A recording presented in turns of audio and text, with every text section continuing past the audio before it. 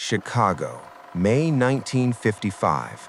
A 28-year-old guitarist from St. Louis walks into Chess Records on South Cottage Grove Avenue with a demo tape and a plan. He's been playing blues in Eastside clubs for 2 years, building a following, refining a sound. Muddy Waters himself told him to come here, so he came to play the blues. Leonard Chess listened to the tape, and then he heard something else.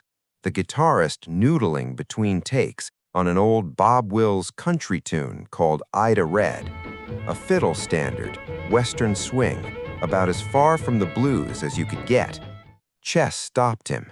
"That," he said, "that's what we're recording." The song that came out of that session was called Maybelline. It hit #1 on the R&B chart and #5 on pop. It sold over 1 million copies, and it became one of the founding documents of a genre that didn't exist yet, a genre that would soon be called rock and roll. Rock and roll, at the precise moment of its commercial birth, was not a musical invention. It was a business decision. A label president heard crossover potential in a black musician playing a white audience's music, and he made a call. The musician thought he was there to play blues. The label president knew what he was actually there to do. That distinction between what the music was and what the industry decided to call it is what the next 8 songs are about. Because the argument isn't that rock and roll borrowed from the blues.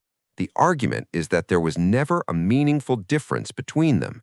Same structures, same sounds, sometimes the same recordings, almost note for note. The only thing that changed was who was in the room when it was sold and what they were willing to pay for it. Song 1, Maybelline. Oh, Maybelline, can't you be true? Oh, Maybelline. When Chuck Berry first saw a pressing of Maybelline, something was wrong. There were 2 names on the songwriting credit that had no business being there. One of them was Alan Freed, the disc jockey who had helped popularize the term rock and roll and who had agreed to promote the single on his radio show. The other was Russ Fratto, a business associate of Chess Records. Neither man had written a word of the song. What they had was leverage. Freed had a platform. Fratto had a relationship with the label. And in 1955, that was apparently enough to put your name on someone else's copyright. Berry fought it. Eventually, he reclaimed full songwriting credit. But the fact that it happened at all, that the opening move in rock and roll's commercial history involved a black artist having his own song partially taken from him before the ink was dry, is not a footnote, it's an introduction. Maybelline was itself already a reworking. The rhythm came from Ida Red. Chess pushed Berry toward country crossover material because Chess had watched the rhythm and blues market shrink and wanted to move beyond it. The record that launched rock and roll was engineered from the first session to appeal to an audience that wasn't the one making the music. Berry understood this. It came out at the right time, he said later, when Afro-American music was spilling over into the mainstream pop. Spilling over, as if by accident, as if the current just happened to be running that direction. Song 2, Hound Dog. You ain't nothing but a hound. 3 years before Elvis Presley recorded Hound Dog, Big Mama Thornton recorded it. That version, raw, slow, built on a groove that songwriter Mike Stoller would later say didn't have the polish but it had everything else, went to #1 on the R&B chart and stayed there for 7 weeks. It sold somewhere between 500,000 and 750,000 copies. For a black artist on an independent label in 1953, that was a genuine commercial success. And yet, when Stoller and his writing partner Jerry Lieber tried to collect, they found that the paperwork around the song had been structured in ways that made collection nearly impossible. The check they eventually received bounced. Big Mama's Hound Dog went to #1, sold 1 million copies, and did nothing for our bank statements, Stoller said. Thornton herself received even less. She claimed she had contributed to the lyrics. She never took legal action. She had no mechanism to. In 1956, Elvis Presley recorded Hound Dog. His version came to him not from Thornton's recording, but from a rewrite by a lounge act called Freddie Bell and the Bell Boys, a version that had softened the original's edges and changed some of the lyrics. He recorded it the day after he saw Bell perform it in Las Vegas. That version spent 11 weeks on the pop chart, a record that stood for 36 years. It hit #1 simultaneously on the pop, country, and R&B charts. It sold approximately 10 million copies worldwide and became the best-selling single of Elvis Presley's career. Thornton received nothing from that. The song didn't change. The groove changed slightly, the singer changed, and the audience changed. And that last part is the one that determined how much money moved. Rolling Stone magazine's 2021 revised list of the 500 greatest songs of all time replaced Presley's version with Thornton's. The original was always the better record. It just had the wrong audience. Song 3, Johnny Be Good. Deep down in Louisiana, close to New Orleans, way back up in the woods among the evergreens. In November 2000, a pianist named Johnny Johnson filed a lawsuit in St. Louis federal court. He was claiming co-authorship of more than 50 songs that between them had generated, by any reasonable estimate, hundreds of millions of dollars in royalties, licensing fees, and commercial use. Songs like Roll Over Beethoven, Sweet Little 16, Rock and Roll Music, and a song called Johnny Be Good, whose title, most historians agree, came from Johnson's own name. Johnson had played piano on those recordings. He and Chuck Berry had collaborated for 2 decades, starting in 1953 when Berry joined Johnson's trio as the guitarist. According to Johnson's complaint, Berry had taken advantage of his alcoholism and his unfamiliarity with the music business to register those songs under Berry's name alone. Johnson, the suit alleged, was told he was entitled only to a session musician's flat fee. He believed it. Keith Richards had a different interpretation. After finding Johnson driving a bus in St. Louis in the mid-1980s, Richards spent years telling anyone who would listen that Johnny Johnson was owed something. Many of Berry's signature guitar riffs, Richards believed, were adapted from Johnson's piano figures. Without the music, Richards said, the words are just words on a page.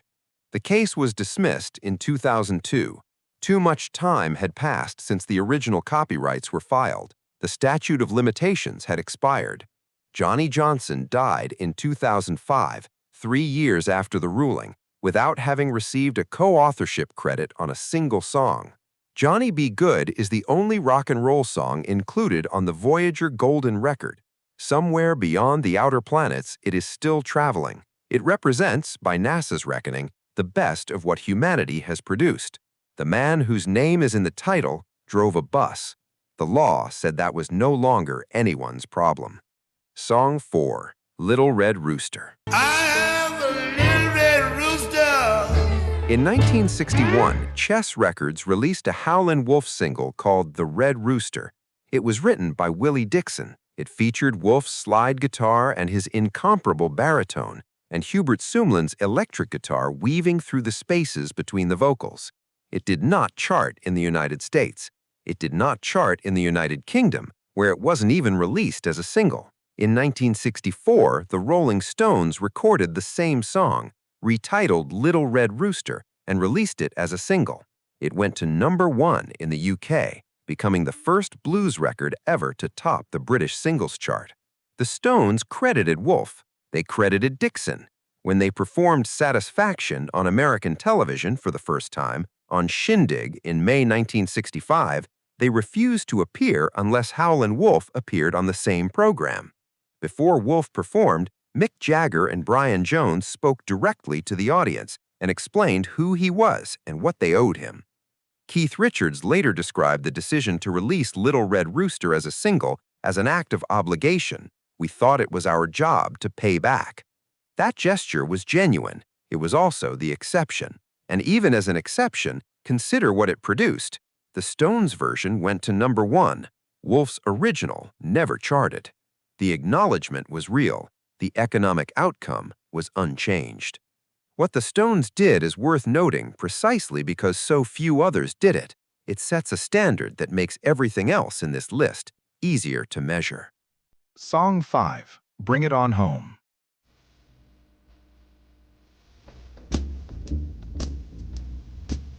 In 1969, Led Zeppelin released their second album. The closing track was called Bring It On Home. It opened with a harmonica figure and a vocal that were, note for note, almost identical to a Sonny Boy Williamson recording from 1966, a song written by Willie Dixon bearing the same title.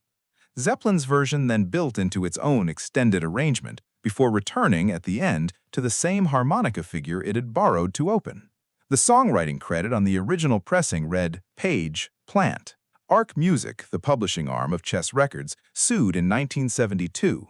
The case settled out of court. Credit reverted to Dixon. Williamson was eventually credited as well. By the time that settlement was reached, Led Zeppelin had already recorded their third album. The lessons of 1969 had not fully landed. Song 6, Whole Lotta Love. Willie Dixon wrote a song in 1962 called You Need Love. Muddy Waters recorded it for Chess Records. It didn't chart. It was released on a 4-track EP in the UK in 1963, where it reached a small but devoted audience of young musicians who were, at that moment, building careers. In 1969, Led Zeppelin released Whole Lotta Love. The opening lines, Baby, way down inside, woman, you need love. The verses, a restatement of Dixon's original imagery, Dixon's original phrasing, Dixon's original structure. Jimmy Page's guitar riff was his own. The words were not. Dixon didn't hear Whole Lotta Love when it came out. He didn't listen to rock radio. His daughter did. She recognized her father's words and told him what she'd heard. Dixon sued in 1985, 16 years after the record's release. The settlement settled in his favor. His name was added to the credits of Whole Lotta Love on all subsequent pressings. The settlement amount was undisclosed. Dixon used the money to fund the Blues Heaven Foundation, an organization dedicated to helping blues musicians understand their rights and collect what they were owed. Robert Plant, reflecting on the settlement, offered an explanation that has since become one of the more candid statements in the history of music industry litigation. That was it, a nick, now happily paid for. At the time, there was a lot of conversation about what to do. It was decided that it was so far away in time and influence that, well, you only get caught when you're successful. That's the game. You only get caught when you're successful. He was not speaking in anger. He was not speaking in shame. He was describing with complete composure the operating logic of an industry. The assumption built into the system was that the people whose work you were borrowing would not have the resources, the legal access, or the visibility to do anything about it. And for the most part, for most of the artists in this list, that assumption was correct. Dixon got there eventually. Most didn't. Whole Lotta Love has been streamed over 600 million times on Spotify. Willie Dixon's name is on the credits. That happened because his daughter turned on the radio.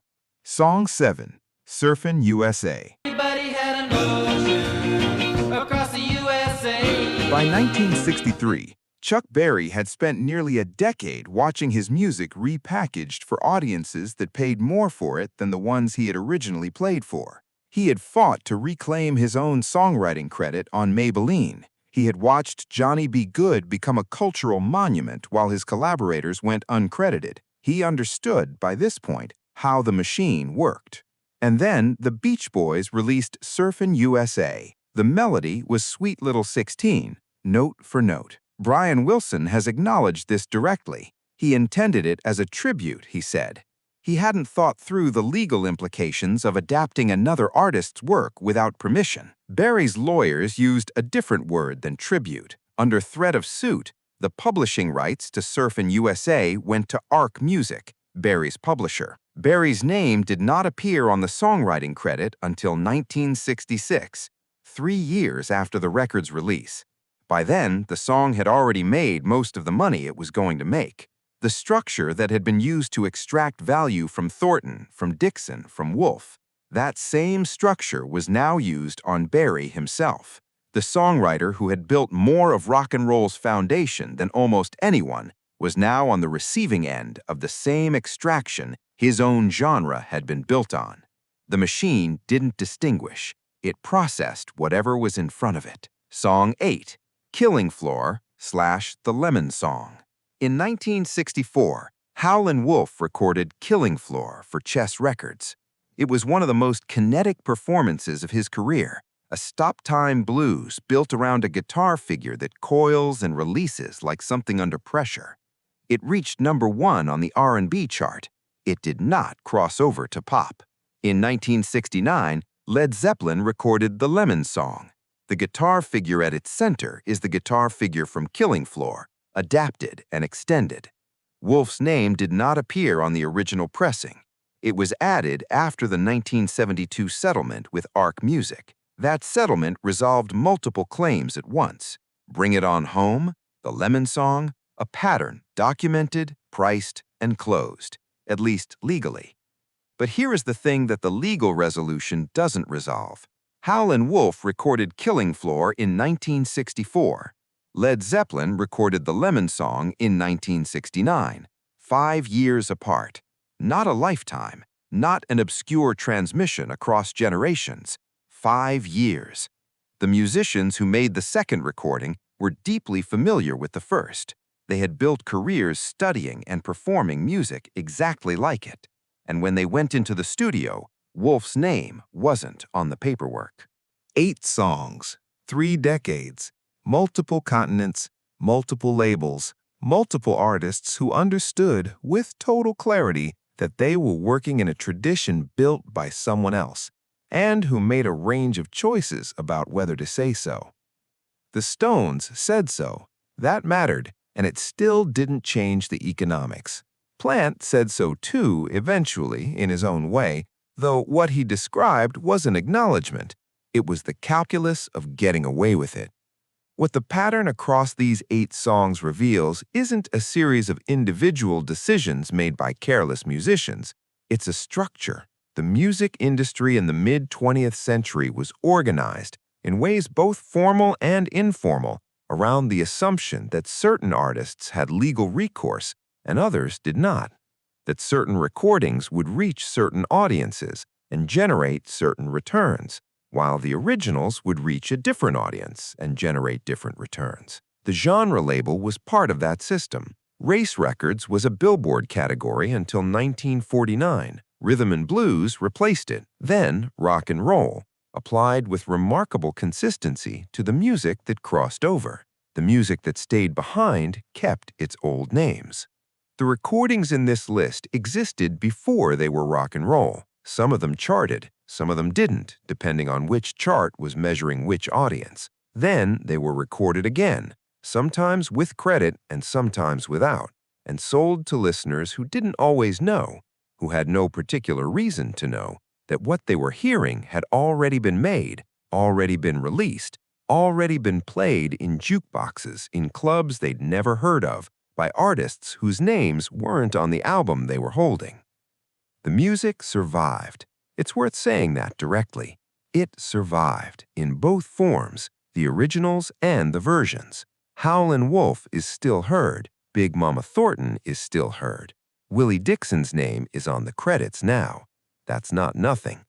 But survival is not the same as justice.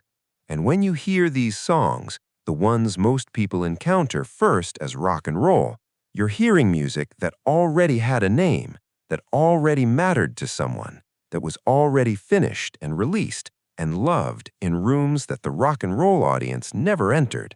The only thing that changed was who was buying it and what they were willing to pay.